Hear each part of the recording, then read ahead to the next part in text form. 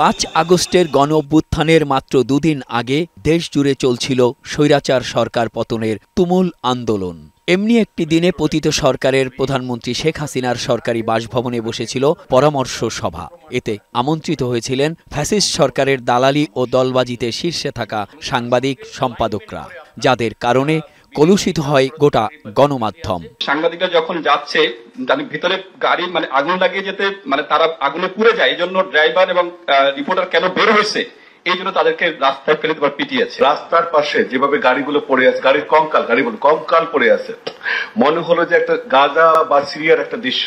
বৃহস্পতিবার রাজধানীর সিডাপ মিলনায়তনে গণমাধ্যমের স্বাধীনতা, সাংবাদিকদের সুরক্ষা ও অভিযোগ নিষ্পত্তির আইনি কাঠামো শীর্ষক এক আলোচনা অনুষ্ঠানে যোগ দিয়ে জুলাই অভ্যুত্থানে সিনিয়র সাংবাদিকদের ভূমিকার সমালোচনা করে আইন উপদেষ্টা ডক্টর আসিফ নজরুল বলেন, সাংবাদিকতার বাইরে গিয়ে কতিপয় সিনিয়র সাংবাদিকের ফ্যাসিস্ট সরকারের দালালি ও দলবাজিতে কলুষিত হয় সাংবাদিকতা। এত উন্মত্ত মানসিকতা ছিল, সে বছর কয়েক আগে আত্মহত্যা করেছে। এইরকম একটা মানুষকে হিরো বানিয়েছে ডেইলি স্টার, কিন্তু তাকে যখন ঢাকা ইউনিভার্সিটি ক্লাবের ইতিহাসে প্রথম ইউনানিমাসলি বের করে দেওয়া হয়েছে, সেই নিউজটাই ডেইলি স্টার ছাপে নাই। জাতীয় বীর যে বানিয়ে ফেলেছিল, এটা হচ্ছে ডেইলি স্টার। একটা উদাহরণ দিলাম।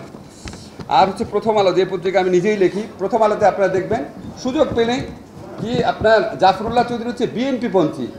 আমি সবসময় সৌরভে আছে বলতাম, জাফরুল্লাহ চৌধুরী যদি বিএনপি পন্থী হয়, তাহলে আনিসুজ্জামান আর জাফর ইকবাল ওনাদের নামের আগে আওয়ামী লীগ পন্থী কেন লেখেন না কখনো?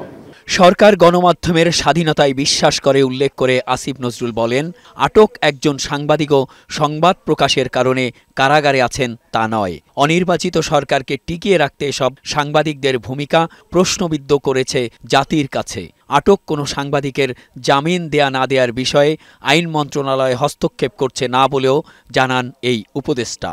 আমরা আইন মন্ত্রণালয়ের পক্ষ থেকে সাংবাদিকদের জামিন দেওয়ার ব্যাপারে বা না দেওয়ার ব্যাপারে কোনো রকম হস্তক্ষেপ করি না, আপনাকে চ্যালেঞ্জ করে বলতেছি। একই অনুষ্ঠানে যোগ দিয়ে প্রধান উপদেষ্টার প্রেস সচিব শফিকুল আলম বলেন, মামলা হওয়া 266 সাংবাদিকের মধ্যে আটক 15 সাংবাদিকের একজনকেও সাংবাদিকতার জন্য আটক করা হয়নি। সুনির্দিষ্ট অভিযোগেই তাদের গ্রেপ্তার করা হয়েছে। 24-এ বাংলাদেশের টপ জার্নালিস্টরা যে শেখ হাসিনাকে বলছে যে এদেরকে খুন করেন, পুলিশ কেন গুলি করছে না? এটা তো টপ জার্নালিস্ট, টপ মিডিয়া হাউসের ইয়েরা।